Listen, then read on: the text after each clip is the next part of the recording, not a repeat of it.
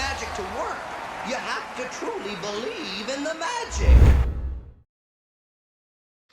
What's up, Magic fans? My name's Geraint, and I'm joined by Gary and Mikey for the first episode of Let's Talk Magic. Let's Talk Magic's our brand new name. Obviously, we were Orlando Magic UK, also known as Penny for Your Thoughts. So, just let's get into it, is it?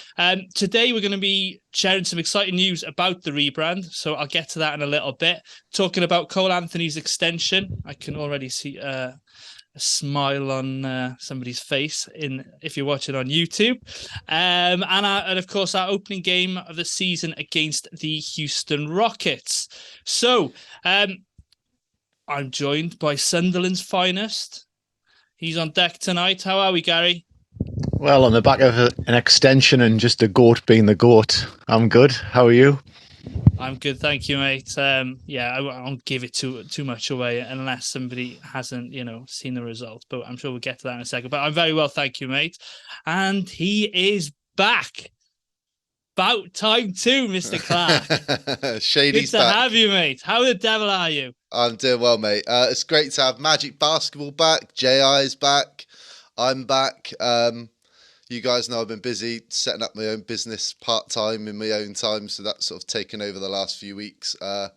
As you know, Becky's pregnant, which has also taken a bit of time as well, and she's expecting in April. So unfortunately, all these weeks and months I've been going, I'll be there for the playoffs. I'm not going to be there for the playoffs, unfortunately, when we make it this season, but we're going to have a good time anyway.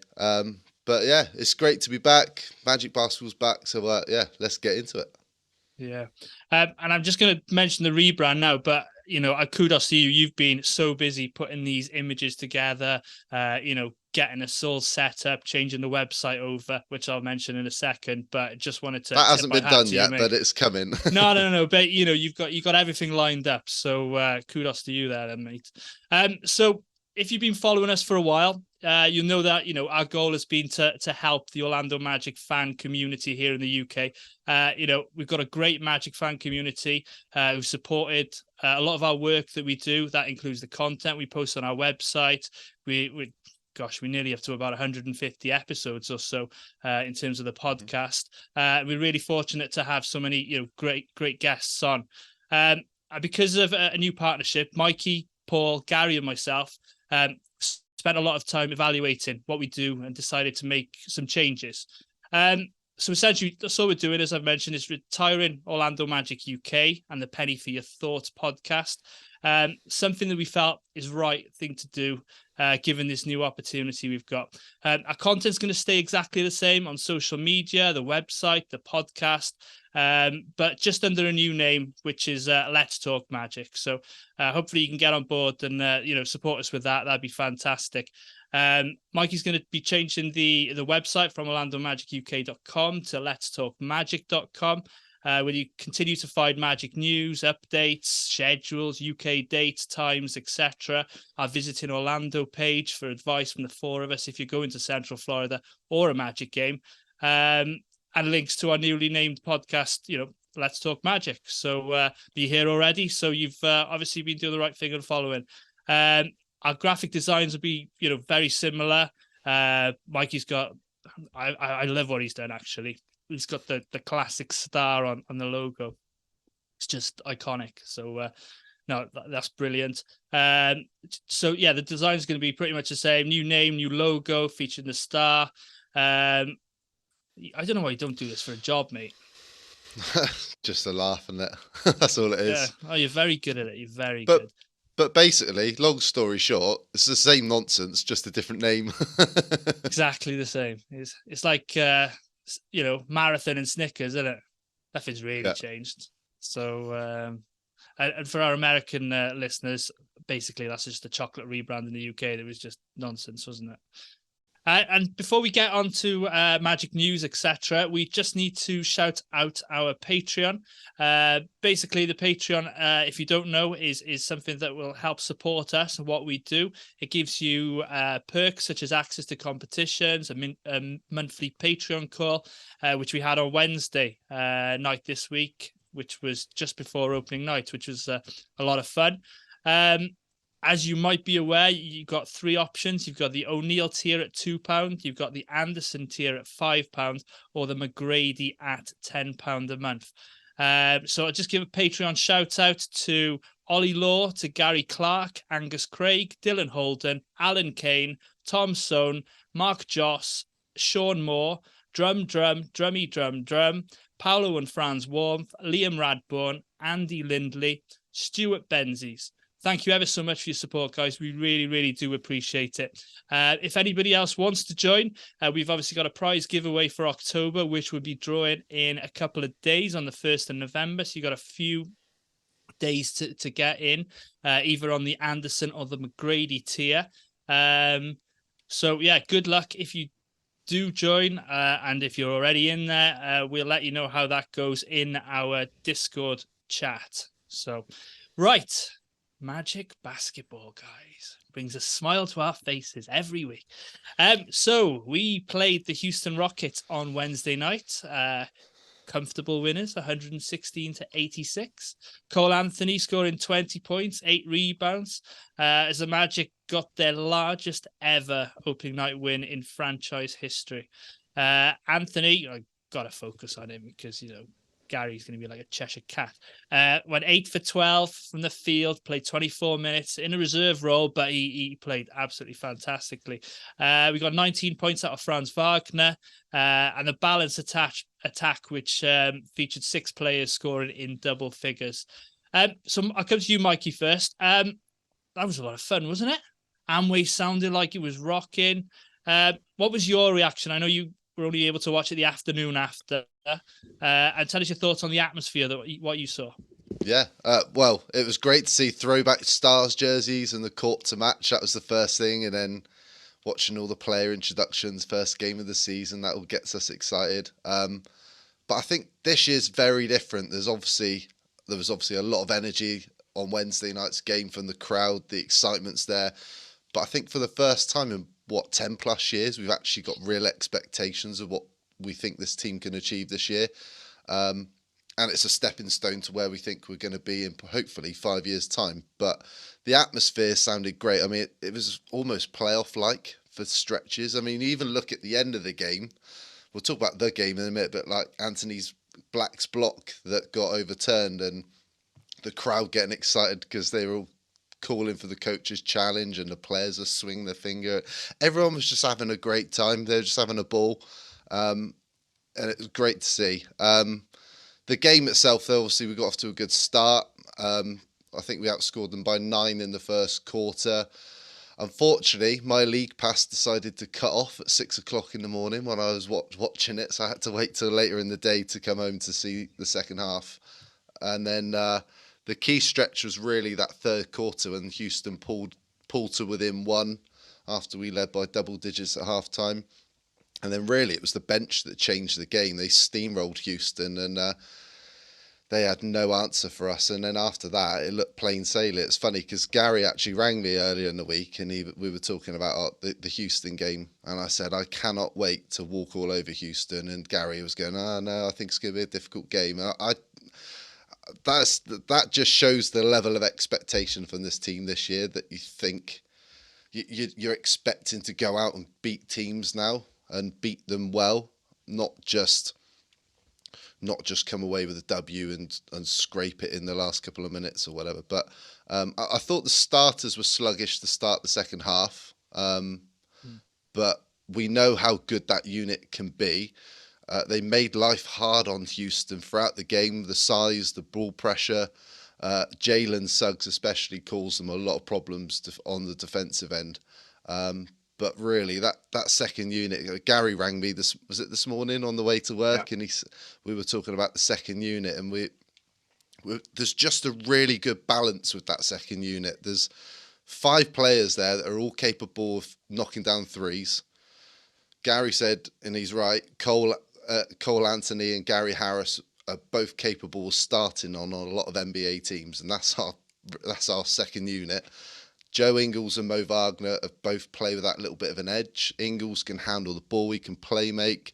Mo Wagner hopefully can improve his what was awful rim protection last year. And then you got Jonathan Isaac, who can cover up a lot of his weaknesses, something that he did when we paired him with Vucevic. Vuce was obviously not the best defender, not the best rim protector, but JI can cover a lot of those mistakes and a lot of those weaknesses. And you can see that same sort of thing happening with him and Mo Wagner. But man, I'm just so happy for JI. I mean, he's been one of my favourite players for a little while, but it's hard to keep being your favourite player when he never plays. But those 2 blocks on Jalen Green, especially that second one, were unbelievable. And it was great. If we can get 60 or 70 games out of JI this year, and hopefully it's more than that, he may well be the difference between being a playoff team and a play-in team this season. I think his impact and his presence defensively could be a big, big difference. So, yeah, I love what I saw Wednesday, and I can't wait for tonight's game. Yeah, absolutely, mate. I just want to mention about, obviously you mentioned the starters there, and Paolo. Obviously, he commanded a lot of attention. And, he didn't shoot he shot 6 shots, 3 of 6, scoring 12 points. But the difference in having him on the floor just meant that Houston had to focus on him and it let the other players get theirs, didn't it? But you touched upon the second unit there. I was going to come to Gary and ask him about, the boost that, Cole, Harris, Ingles, Wagner, and especially Jonathan Isaac made, those blocks, etc. So what are your thoughts, Gar, on the impact that they had? I was just going to take issue with something Mikey said there when he said everybody was enjoying it, but I can think of a group of people in the Amway Centre who really weren't. Particularly Jalen Green, who probably at the end of the game, if he walked up to Jonathan Isaac, started the conversation with Dad, and, and then Jonathan Isaac probably responded with Son. Yeah, it was interesting to watch. Like what Mikey said, a lot of what I think really. That second unit has got everything you'd want from a second unit, and it's got a starting quality. It's got starting quality players in the backcourt for starters. Like how many teams would Cole Anthony or Gary Harris get a regular game as a starter for? And it's quite a few actually. They're both starting quality players. Gary Harris, his entire career, I think, has been a starter in the NBA. You've got Joe Ingles, you've got Cole, and you've got Mo Wagner, who've all got the chippiness in them. That can change a game. They can get under players' skins in different ways. Wagner himself, he can go off. He can put up 15 points on any given night, no problem. He can spread the floor. And then you've got Jonathan Isaac, who I think anybody in Orlando or who's a Magic fan knows that if Jonathan Isaac hadn't had the injury problems that he's had on the court, it's a Defensive Player of the Year candidate every year. And you're bringing that off the bench. And now what we've got is the last 12 games that Jonathan Isaac's played, we've won 10 of, and we probably would have won the 11th one if it hadn't been for his minutes restriction. That's massive when you start extrapolating that over a season. And as Mikey said, that's playoff form. And Isaac, like he only played 14 minutes, but the impact, if you were just a box score watcher, the impact he had on that game was obvious. And then what Cole did was 6th man of the year level. Like Cole Anthony in that game was unplayable. And look, I don't think Houston are going to be that bad all season. We made them look bad. Yeah, and I get the fact that Udoka is going to take time to get his system to embed, but they are a team who down the road we're going to be seeing a lot of, like OKC, like Indiana, like Detroit, because they're a good young team. And you look at that backcourt and you've got Van Vliet in that. You've got Jalen Green, who was the number 2 pick in the draft, and he is a good player. I think there's something going on. Maybe it's been the coaching before, but Jalen Green is talented-wise, is a very good player. And then you've got Thompson coming off the bench, who, if nothing else, is an athletic freak. And on that night, Cole Anthony was on another level to every guard on that court. Like if you sat somebody down and went, you've got no knowledge of the NBA, one of these guys, who is the best guard on the court? That night it was Cole. Because he was unplayable. So what you're saying is Cole outperformed Markelle Fultz? Is that what you're saying? Yes. I wouldn't disagree. Yeah. on Wednesday night, Reel mate. him in. And hey, as long as we get the W, that's all that matters to me. Mark Alka got 0 of 20, and if Goga hits a 3 to win the game, I'm happy. And tonight, it could be Markel Fultz who's the best guard on the floor. And you look at things Markel did, like Markel to start with. Like we watched the first quarter, G, and we were texting during it. Yeah. And it took a little bit of time to get going, but he made hustle plays to warm himself up. And then he just had that thunderous dunk in the second half. And he went through a spell, I think, in the third quarter where he was quite prominent in good things the Magic did. And I think it's going to be that. One of your dangers with Orlando is some teams like Boston have a supreme starting five. But Orlando, it could be a team where you don't get a rest. Very much so. Yeah. Just to, pick up on what you're saying about the hustle plays, we had 17 offensive rebounds as a team. Wendell got 4, Wagner got, Franz got 3, Markel got 3, Gary Harris got 3. So, we absolutely destroyed them on the board, 57-31. And do you know what, G? What they could continue to improve on despite winning by 30 is they only scored 19 points off of those 17 offensive rebounds. Yeah. So if you're looking for another area of improvement, is 19 second chance points off of 17 rebounds. That should be a higher number as well. But are you guys concerned about Paolo? No. I'm not, personally. But No. 12 points in first game? No? No, I think that the Rockets had a plan, and they, don't let Paolo get his. He got some when we needed to, but he's a bit of a playmaker as well. He's filled the stat sheet: 12 points, 5 assists, 5 rebounds, a steal, only 1 turnover. So okay, but it wasn't spectacular, but it wasn't a bad game, was it? I know he's. I still really liked what I saw from him. I think he was making the right plays. He wasn't forcing anything. I mean, people talk about his inefficiency last year. He wasn't inefficient on Wednesday night. It's just he wasn't forcing shots that weren't there, and he was finding open shots for players in the corners and making that extra pass, because the ball movement's been really good. It has been in pre-season. But then on the Discord before the game, Mikey, I'd predicted like G and the people who were in there that Dylan Brooks would guard Paolo because Jabari Smith can't right now. He can't do it. When Paolo and Jabari play, and I know we spoke this morning, I think Jabari Smith's going to have a good NBA career, but he doesn't look in the same league as Paolo right now when they play.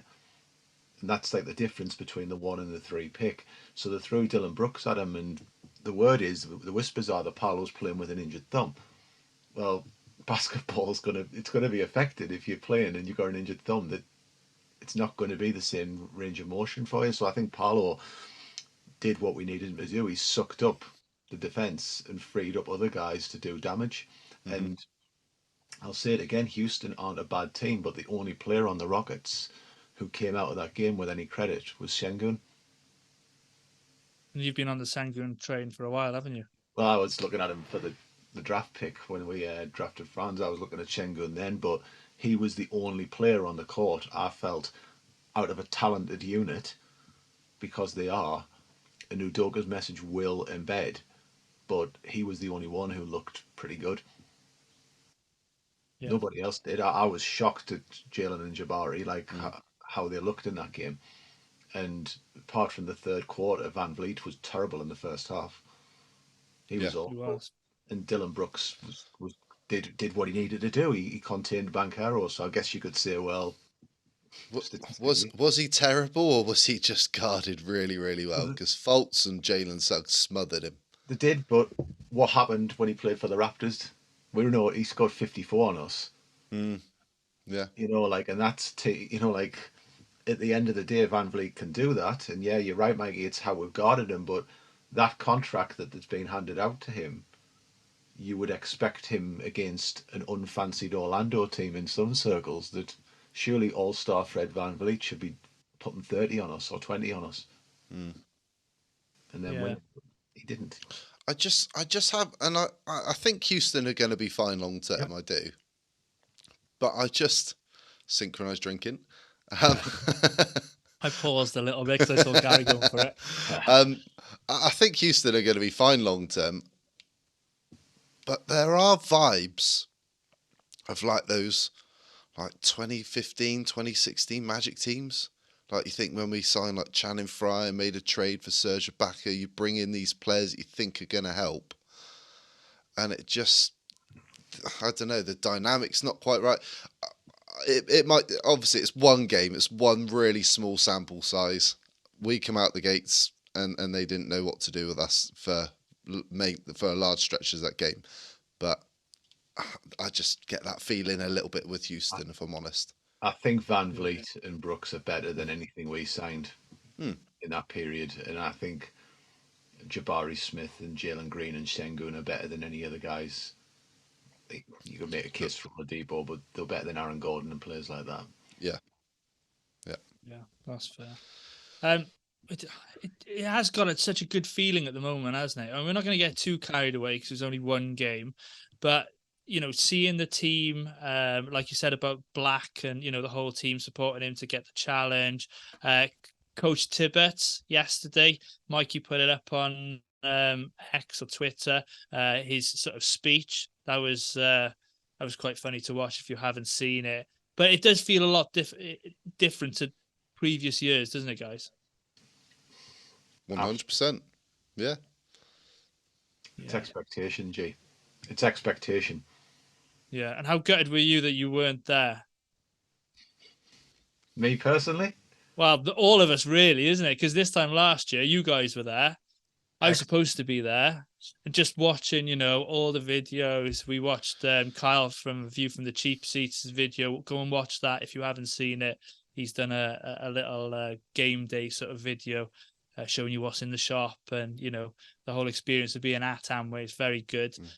Seeing the 6-man show and their sort of after game. Gosh, they were dancing, weren't they? Have you seen it? Yeah. Yeah, fair play. Luke's got some moves. Is that what you call them, is it? He saved his equipment, in fairness to him. Somebody knocked the equipment over. Yeah. Anyway. So, yeah, all positive vibes. So, Cole Anthony, just other Magic news that happened a little bit earlier this week. Cole Anthony agreed to an extension with the ball club. Cole's extension will see him paid $39 million. He's repping the jersey over 3 seasons, the third year being a team option. So I'm going to go straight to Cole's number one fan here. Gary, take us through your emotions, mate, on Monday, because none of us thought this was going to happen. We were expecting, a higher salary. B, maybe, it'll be restricted free agency. How good a deal is it, mate? Come on, G, you've known me well enough by now. I don't do emotions. what type of podcast do you think this is? I think that's the biggest steal in Florida basketball, or biggest, robbery in Florida baskball for different reasons. Wendell? Since Kyle Lowry got a deal at the Miami Heat that he did, just for different reasons. No, it's brilliant. It's great news. It's up there with the Wendell deal that you've got 2 very good NBA players on very much team-friendly deals. I'm really happy that Cole's coming back. It means I can get a City jersey with Anthony 50 on it and feel confident in the purchase. For that reason, but no, I think Cole adds a lot to this team. I think he's one of the best 6 men in the NBA. I believe personally he's a starting quality guard for the Magic. I still think he's one of our best 2 guards that we've got, without blinking an eye in saying that. I think he's offensively a player you can put the ball in the hands of and he'll get the bucket. Rebounding wise, for a guard, but then you think his height, it's ridiculous. His athleticism's off the chain. But maybe more importantly than all of that is we have a young locker room, and okay, we've got Gary Harrison, we've brought Joe Ingles in. Cole Anthony's a dominant character in that locker room and the culture that we are building. Cole Anthony's one of those guys, and you need players with a heart like that if you are going to win a title. You need it. So Cole, for me, is a really important part of the Magic. So I was absolutely delighted to see Cole re-sign. I think it's a masterstroke. And I was on Cortez's podcast, Balls in Our Court, on Sunday, and we did a Magic round table, and there was all manner of just great Magic podcasters on there. And Cortez has got a segment which is basically the barbecue segment, and it's like, who do you predict you're going to be cooking a barbecue meal for, and what's it going to be? And my prediction was Cole Anthony, player of the game, which is essentially what the segment is. And I said I'd be making Cole a beer can burger. So Cole, if you're watching, I am still offering the beer can burger. You can come around any time to the northeast of England. The beer can burger's waiting, and you can hop on the pod while you're at it. But yeah, Cole's going to win us games this season. He is integral for the Magic, and I think he's a popular player in the fan base. Yeah, definitely. So we mentioned that it's a very team-friendly deal with A being, the team option year 3. We've got Wendell, as I mentioned before, who's got a equally good, contract in respect to for the team. So Mikey, talk to us about the flexibility that this will give the front office. I don't want to put a damper on it, but it's a very movable asset. Should a disgruntled star become available, and we've got a couple of contracts now. We've got, Ingles, you've got Wendell, you've got Cole. I'm not saying we want to get rid of these people, but if you want to get a star, they expect a haul. So what do you think, mate? I think before this, we all expected Cole to earn maybe 15 to 18 million. I think that was the number a lot of us sort of penciled in. If you look around the league, Josh Green got 3 years, 41 million from Dallas, and Aaron Naismith got 3 years, 33 million. And I was listening to Bobby Marks and Kevin Pelton this week, and they were talking about a lot of these extensions that players were signing, and they were saying that the mid-level exception was a guide for what teams were willing to offer players around this level. Now, I agree with Gary. I think Cole is a starter in this league, no doubt, but that 6-man role suits him perfectly. And he said all along, he loves it in Orlando. He wants to be a part of what we're building. He's the heart and soul of this locker room. But also there's players, because you got to take into account you got the TV deals are going to start coming in. The caps and the salary caps are going to continue to spike. So it's still a decent percentage of the cap that Cole's getting paid. It's not, I wouldn't necessarily call it a steal. I just think there's enough flexibility in there that gives the Magic long-term flexibility that you're still going to get max cap space in a year or two, that you can add a big-time player to this roster. But to your point, it's also a really nice asset from a contract point of view that Cole could be put into a package for something bigger later down the line. I don't want that to happen. We'll put that on record. I don't want Cole going anywhere. To me, there's Markel Fultz, there's Franz, there's Paolo, there's Wendell, and there's Cole. For me, that's the 5 you're keeping hold of first and foremost. I know Jalen's starting, but he's still got a lot to prove, whereas Cole, I think, has more of an established role. He's got more of an identity of what sort of player he is. But yeah, the flexibility is great. I don't even really care about it being an asset. I wanted Cole to stay. He is staying, and that's the most important thing. And hopefully Markel will get his extension. It's probably going to happen next year. It's probably going to happen in the summer now. But yeah, they shouldn't be going anywhere. They're the core. So that's the reason we are where we are. Yeah, and I don't know if you listened to the 6-man show pod. I think it was the episode on Sunday, Monday. They went through the guards available. And when they went through them, I haven't got the list in front of me, but it was slim pickings. And, you obviously had Markel in there. So you really, really need to keep hold of him. So Trevelin Queen was signed to the last two-way player contract after the game against Flamengo, joining Kevon Harris and Admiral Schofield. What do you like about what he can bring, Gary? Well, I've got his backstory up at the minute, so I like a good story, like in terms of a one where someone's got a lot to prove and someone who's got resilience and such. And I've just got Wikipedia on here. So when you're looking at his college career, he redshirted his first season because of paperwork. He then began playing college basketball, and while attending the school, lived in crowded conditions at a retirement home before he and his roommates were kicked out. For 1 week, he lived with 3 teammates in a car in East Auckland before moving into the home of a teammate's relative. So the guy, if nothing else, has got that story where he's here playing basketball against when a lot of other people on this planet would have jacked it in and nobody would have blamed them. He's gone undrafted.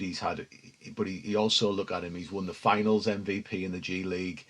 He's won the G League MVP. He's been a winner at that level. And I think we saw what we did see of him. First of all, he's got the size and the build and the frame to be successful in the NBA, hence his success in the G League.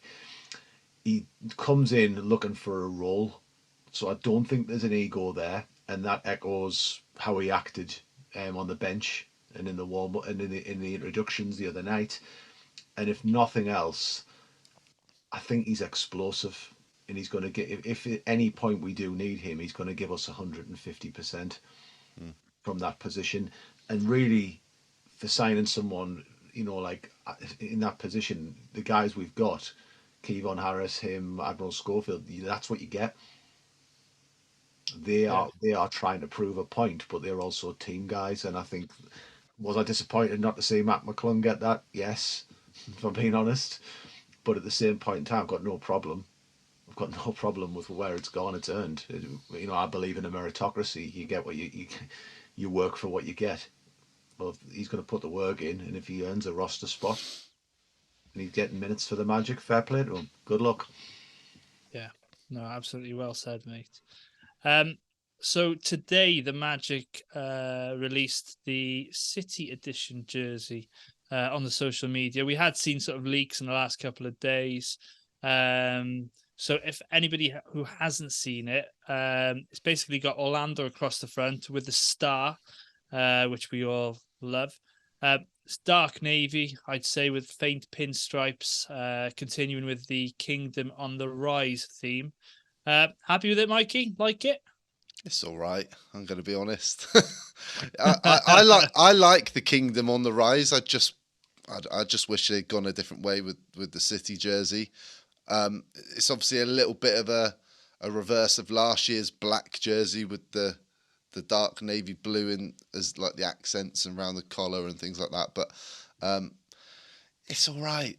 Like it's not bad. It's nowhere near as bad as some of the City jerseys that a lot of the other teams have got to wear this year.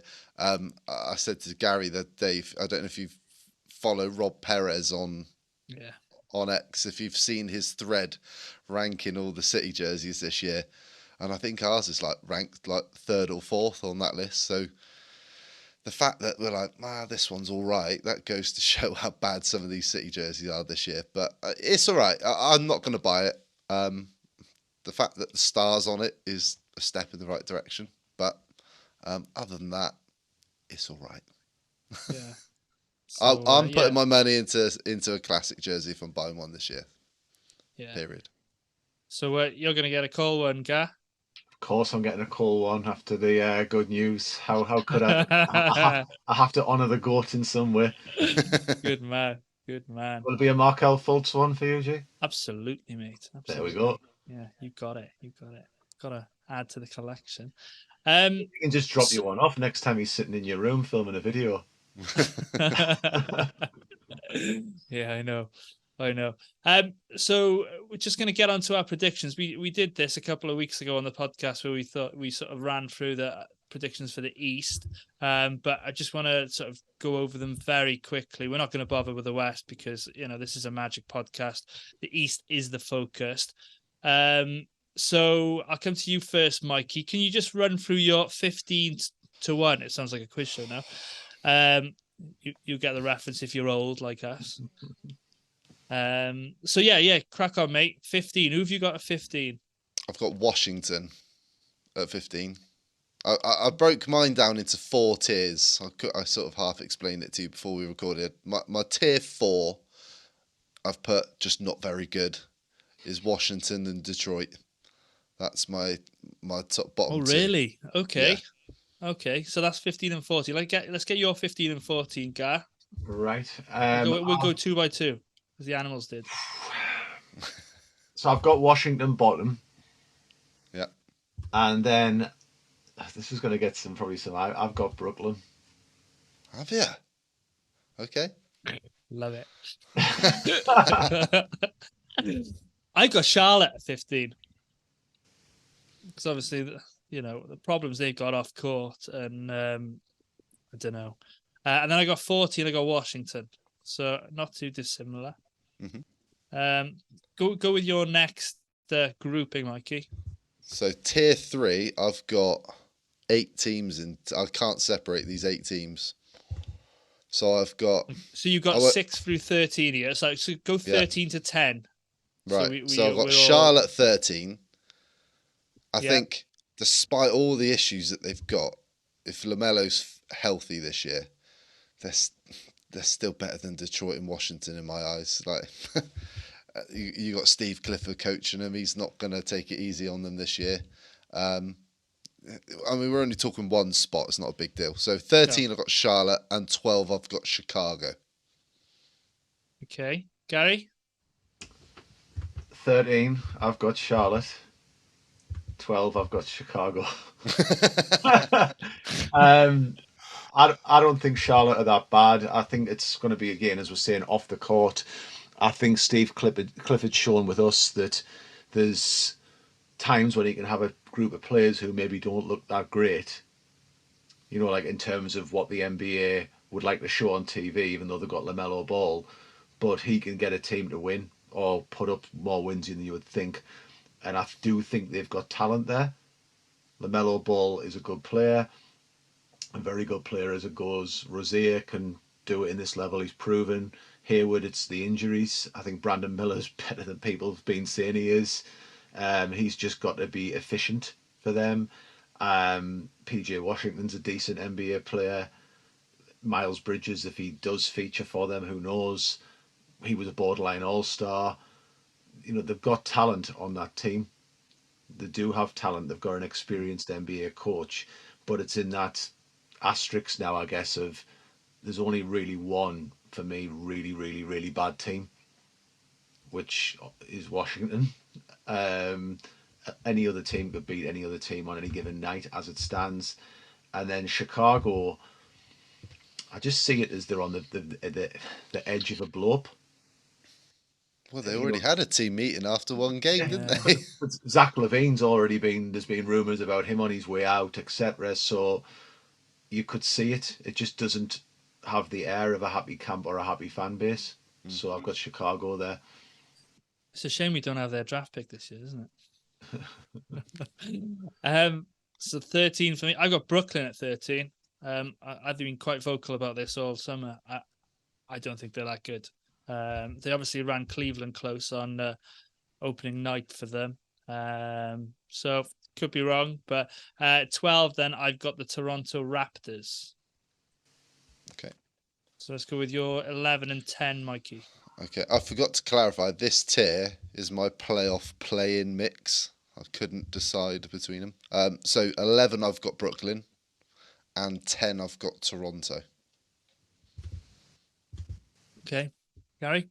I've got Detroit. That's 11, yeah. Yeah. Just off basically Cade Cunningham, and I think Jalen Duren's really good as well. And then I've got Toronto, which I think's the Van Vliet loss, the coaching change, etc. It's a one to watch. They could be better than that. Scotty Barnes could have a bounce back season. Who knows? But that's where I've got them right now. Yeah. So my 11 and 10 were basically, we've all got the same teams, just different orders. So I got 11, I got the Pistons. I think they'll show a little bit of growth this season, maybe not quite get where they want to be, a bit like us last season. And I do have the Bulls at 10. Might be regretting that now a little bit. But they've got DeRozan, Vucevic, Levine. They've got some decent players there. I'm not so sure about the coaching. So I'll go with Chicago at 10, just getting into the play-in. So 9 and 8, Mikey.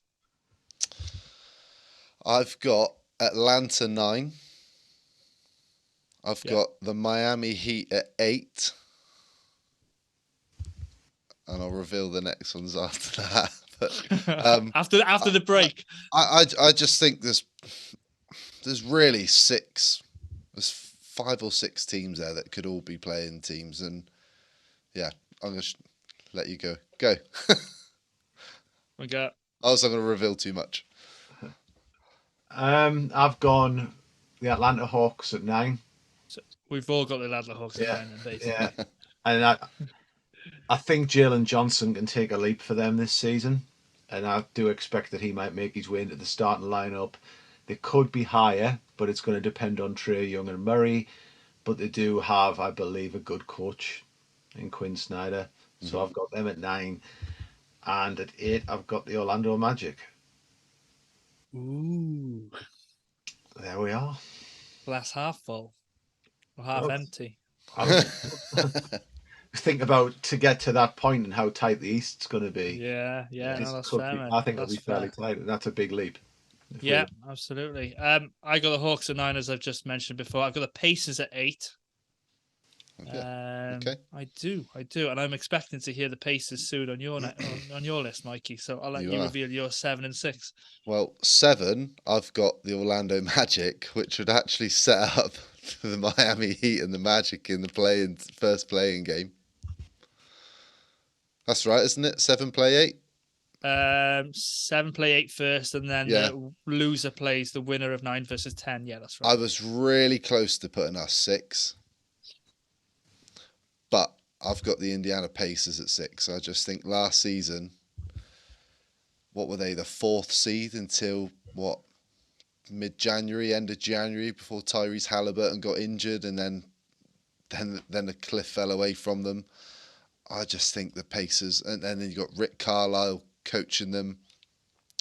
Benedict Matherin's, you think he had a really good rookie season. He's going to be better this year. They added Obi Toppin, Jarris Walker, who I really liked in the draft. They've still got Buddy Hield. They got your favourite TJ McConnell, veteran presence. They've added Bruce Brown, who was part of that Denver championship team. Jalen Smith's I like, and then they've got Daniel Tice backing up Miles Turner. I just think that they're a good. I think you could easily flip a coin between us and Indiana this year, but I've got Indiana nicking that last playoff spot, and we get 7. Okay, yeah. I have, and it's no particular order for this, but I've got the. We need 7, mate. Number 7. I know, G. So number 7, I have the New York Knicks, and I have that because I think it maybe isn't a totally happy camp, and the minutes allocation there might catch up with them over the season. I still think there's question marks about players like Barrett and Randall. So I think there's a lot. I think it's a team to watch, but they've got the talent. Thibodeau knows how to win games, but whether it's totally happy, who knows? And then I've got the Miami Heat, and they could be lower, but I think they've lost talent. I think they've downgraded talent-wise, but I respect their coach hugely. I think he's brilliant, to be honest. And then you still have to consider that you've got Jimmy Butler and Bam Adebayo as a 1-2 punch. So even though I think it's weaker around them, I respect those two players. But I've got to laugh every time I see Kyle Lowry just getting worse and worse, and thinking about the Dame Lillard thing and the guy who went on the Spaces, and it was one of the best things I ever heard, is just when he kept on talking about Lowry, and he just said it was a ski mask Hall of Fame for how much he'd robbed them, and it was the best line I've ever heard. So yeah, shout out if he's listening. Okay, so much like you about the Heat, I've got the Heat in 7. Like you said, they lost their whole backcourt, didn't they? I mean, they'll find players to plug in. You know, RJ Hampton will probably turn out to be a decent player now that he's signed in Miami. So I've got them in 7. I think they're built they're built for the playoffs as opposed to the regular season. They'll get in, and then Coach Spoelstra is fantastic, as you guys have mentioned. So built for the playoffs, but I'm hoping we just get in before then. And I've got us in at 6. Now I'm probably a little bit blinded by a performance on Wednesday, but I do fully expect us to beat Portland tonight. Teams we should be beating. So yeah, I've got the Magic in 6 and a first round matchup without a play-in game. So Mikey, you're next tier, mate, if you'd be so kind. Yeah, so these are my playoff locks. So I've got Cleveland at 3, I've got Philly at 4, and I've got New York at 5. I just think New York are well coached. Jalen Brunson is great. I think he's going to be a little bit better than he was last year. Julius Randle's, we know what Julius Randle is. RJ Barrett, it's a big year for him. I think if it doesn't go well for him this year, the Knicks might be trying to move him. Emmanuel Quickly, I think, is going to be the X factor for the Knicks this season. And then they've added Dante DiVincenzo to the mix as well. Philly,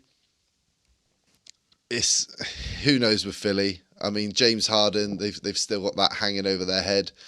But even without him, Joel Embiid and Tyrese Maxey, they are still a playoff team, unless something goes badly wrong there. And then Cleveland, they've got a lot to figure out. It's a big year for them. They obviously took a step forward last year. They jumped into the top 4, but then they got embarrassed by New York in the playoffs. So is that Jarrett Allen, Mobley front court? Is that going to be a long-term success? I think that's something they got to figure out this season. I still think Cleveland are really, really good, but are they ready to take that next leap into title contention? I don't think they are. And how do they get to that point? Because at the moment, they're a playoff team, but where are they going beyond that? I think it's quite difficult for Cleveland. But yeah, so Cleveland 3, Philly 4, New York 5. Cool. Gary? I'll go reverse order to Mikey. So I've got the Pacers in at 5. I think you can see their improvement where Buddy Hield's operating as a 6th man for them now, which is dangerous given how he can gun. I think they've got a much improved starting lineup, just a bit like us really, where the team is young and getting better. They're well coached. They've got a fanatical fan base. I think they're a team that could raise eyebrows a bit like Cleveland did. They've got the personnel there. The injuries did for them last season. They started off great guns and they fell away due to that. I've then got Philadelphia. I think the James Harden thing is just an albatross and another example of Harden forcing his way out of a team and causing damage. And it's going to end up in a trade where they don't get the value of what you would expect to get back for James Harden, which is a shame for Philadelphia's fans and their fan base. And then I think you've got Cleveland, where I think they've got good players and they're going to be a great watch. But what Mikey said, basically, where there's them and then there's a big gap between 1 and 2. Really big gap. Yeah, no, that's fair. My 3, 4, 5, I have the Knicks at 5. Obviously, we saw on Wednesday night, they can battle with the big boys. If they made their free throws, they beat Boston. So they're going to be a tough out for anybody. I got Cleveland at 4. You guys have talked about Cleveland, so I won't just repeat what you just said.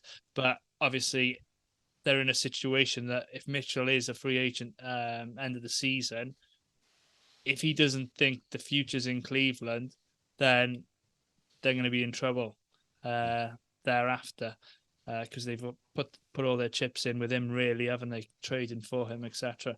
And then I got Philly in 3. You could intertwine these. Cleveland could be 3, Philly 4, or remains to be seen what happens with Harden. But they played Milwaukee close last night. So yeah. And you're 1-2 then, gentlemen. I've got Milwaukee 2, and I've got the Boston Celtics winning the East, which makes me a little bit sick. But yeah, I just think Milwaukee getting Damian Lillard was not only great for us, having a laugh at the Miami Heat, But all of a sudden we've gone, well, Milwaukee, we already know are one of the contenders anyway, but then they go and add Damian Lillard and you're like, no, you're cementing that place there for me. But then, what was it, 2-3 days later, Boston go and add Drew Holiday. And you've then got a player who can genuinely guard Damian Lillard as probably as well as anybody else could possibly do in the NBA as well. So I think it's really close between those two teams. I think they should be the two teams that make the Eastern Conference Finals. I expect it to go 6 or 7 games, but I just think Porzingis, Drew Holiday, I think that's 2 massive additions for them. And I again, makes me sick. I think this might be the year Jason Tatum is going to win MVP. I think he's going to elevate that Boston team to heights we've not seen yet. And the fact that Boston have been to how many NBA finals over the last few years, they've already been knocking on the door. They just need to take that next step. And for me, they've added 2 players that are going to help them do that. So, Boston to come out the East and win it, and Milwaukee finishing second. Gaza? Same script, G. I think what could fling it the other way is Porzingis' health. And if he doesn't have a great season health-wise in the regular season, Milwaukee might end up as the one that way. But if you said on pure talent, I would put Boston top. I think I've said before how good I think Porzingis is. If he's healthy, I think he's a unicorn. He's unreal. The Holiday signing was the one where, like Mikey said, if you're going to try and slow down Lillard, you've got the guy to do it. And I've already said, and me and Cortez were I said to him the other day, do we share a brain on stuff like this? But he's called Tatum on a podcast as well. Oh, right. I think the best record team, best player is always going to get the noise, especially if they're in a big market to be MVP. The fact he hasn't won it before as well is just going to add more to that. And let's be honest, he's excellent. Mm-hmm. He really is an excellent player. And I know, it's the Boston Celtics, etc., but I don't dislike Jason Tatum. He doesn't make me go, if Jason Tatum played for the Magic, I'd really, really like him as it goes. The other thing that separates it is I just don't think Chris Middleton looks like Chris Middleton did. Injuries seem to have really... They need vintage Chris Middleton. If Milwaukee's going to go past them, they need vintage Middleton. You talked about Porzingis getting injured as well. That's also a factor for Milwaukee, because if Brook Lopez misses time as well... Or Middleton. They're in trouble too. Mm-hmm. And God knows if Embiid got an injury. Yeah. I got exactly the same as you guys, and it pains me to say it. I don't want Boston to finish first. I know Zach and Rich Barrett would be very happy to hear this, and they'll probably be sound clipping it.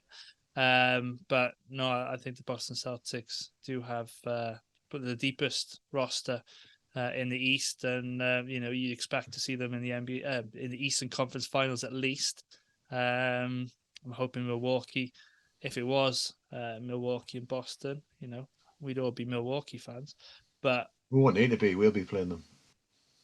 True, that'd be very good, wouldn't it? In fairness, we've got Boston's number, so second round. Bye, Boston. No, they've and like you guys have just mentioned, Milwaukee got Lillard, Boston went and got Holiday to counter it, and they're very deep. Tatum's a very likable guy. You don't dislike him as a player. Jaylen Brown the same, in fairness. So here's what it is. We'll see how the season plays out, but hopefully we'll knock him out this in-season tournament first and foremost. So where did we all have the Magic? So Adam's 7th, 6th, 8th, Gary, and 8th. So we're not far off. I think you could easily. No, and Paul will be change submitting his on X or Twitter after the pod. So it's interesting. I was listening to. I'm a big fan of Chris Vernon and Kevin O'Connor from The Ringer. They do a really good podcast, and Chris Vernon had the Magic as the team this year that could jump, who could make that leap again. Now, I think the fact that we won, 12 games more last year, to do that again this year is a big ask, but I don't think it's not impossible by any stretch. But the fact that national media are genuinely starting to look at us now like we're on the way up, like they picked the Magic as possibly that team being a playoff team. Kevin Pelton from ESPN had Franz Wagner winning Most Improved Player this year. And then there's people calling for him and Banchero potentially making All-Star this year as well. I think if some of those happen, we're a playoff team. I don't even think the 7th seed is. I think that's behind us at that point. But who knows? It's going to be fun. That's for sure. It will be. So just a quick look at the week ahead. So tonight, as we're recording on Friday night. This you probably listened to this after Saturday. We face the Portland Trail Blazers, which is game 1 of our road trip out west. That will be followed up by road games in Los Angeles when we face the LA Lakers on Monday night, Tuesday morning, the Clippers Tuesday night, Wednesday morning, and then the Utah Jazz, which would be Thursday night US time, Friday morning for us in the UK. So quick 4-game prediction, guys. Mikey? 3-1. We're going to beat the Blazers, the Lakers, and the Clippers. That's a bold take, but we're going to go back to back in LA. Okay. I don't think we'll beat the Jazz. We've just, it's playing Denver and playing the Jazz. They're just two teams that we never seem to do well on when we play on the West Coast. And the Jazz, I think it's like 44-24 overall record against them over the years. So. Let's go and poo-poo on LeBron's little parade, shall we? Well, records are there to be broken, mate. That's Gary? True. 2-2. So okay, and where are we getting our W's, mate?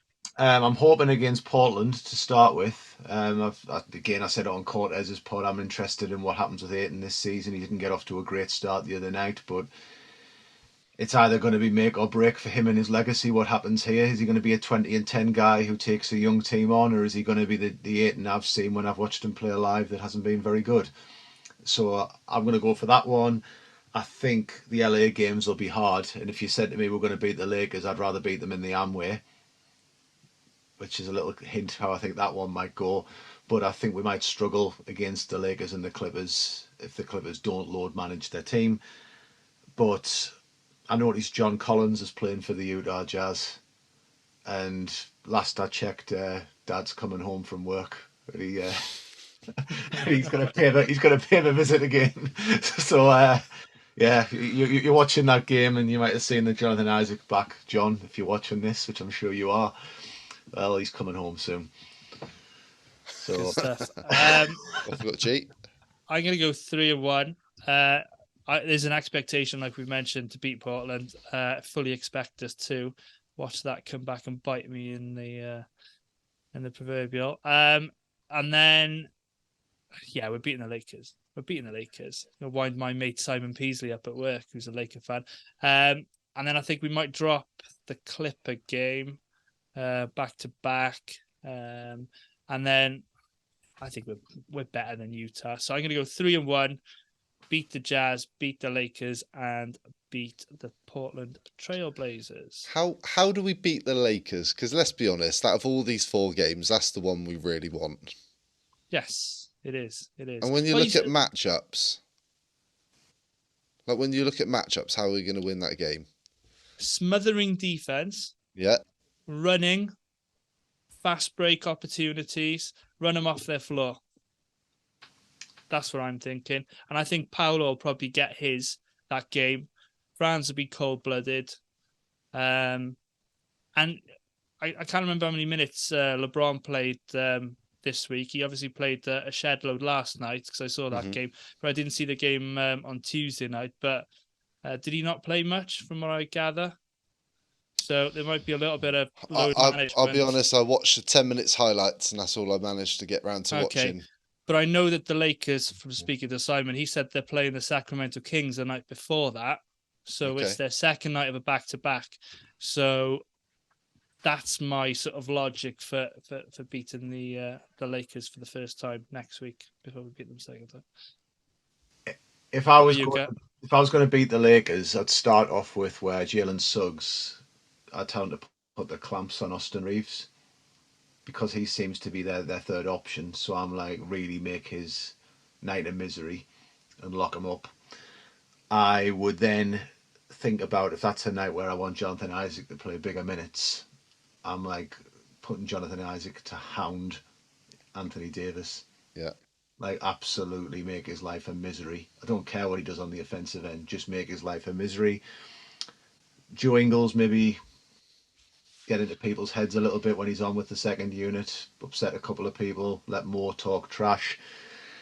And then basically that would leave that I would want, and I know they've got to have a game plan as well, the bench unit to outperform theirs, which I think we're capable of doing. So in other words, big performance from Cole, good minutes from Gary Harris, 3-point shooting, and basically Paolo and Franz have to show up. Mm-hmm. So efficient 20-point plus games from both. And I think Markel's better than D'Angelo Russell. 100%.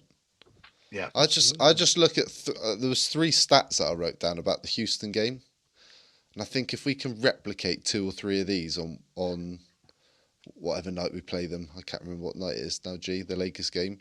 So that's Monday night, Tuesday morning. Yeah. Well, the Magic out rebounded Houston 57-31. They held Houston to 32 points in the paint. Like, if you could do that against LeBron and AD, that's you're gonna be putting yourself in a good position at the end of the game there. And then they outscored Houston's bench 59-27. So I think the keys are very similar again with that Lakers game. I think if we can keep the Lakers to one shot, keep them out of the paint, and the bench come in and give us that boost like it did on Wednesday night, then I think we got a good chance of coming out of LA with 2 W's. That's my prediction. But there we go. We'll see. Nicely. Cool. So I think that'll wrap it up now. Anything else, guys? No. Enjoy another week of Magic basketball. Yeah, for sure, man, for sure. So thank you as always for listening and watching. If you liked the episode, please give it a thumbs up. It really does help us. Please subscribe to the YouTube channel, Let's Talk Magic. Like us on Facebook. Follow us on Instagram at Let's Talk Magic. TikTok. Gary, you're going to have to help me here. What was the... are we at _ Let's Talk Magic. Yeah, that's it now. It was, but it's as Mikey said. Yeah. And it's the same at X, which is _ Let's Talk Magic. So thank you for your company, guys. So until next week, from Gary, Mikey, and myself, go Magic.